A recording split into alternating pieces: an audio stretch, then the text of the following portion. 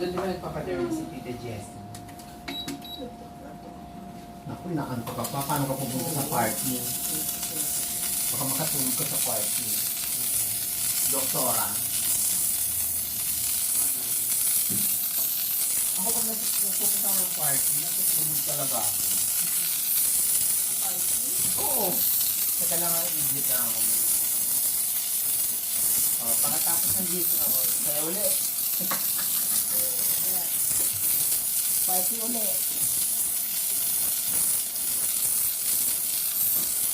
Kapag pumunta ko sa party, nalulungkot ako.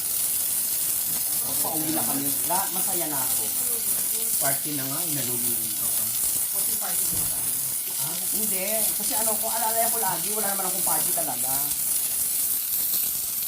Ako sa coffee party din tayo. Pag pauwi na, masaya na ako kasi busog na ako.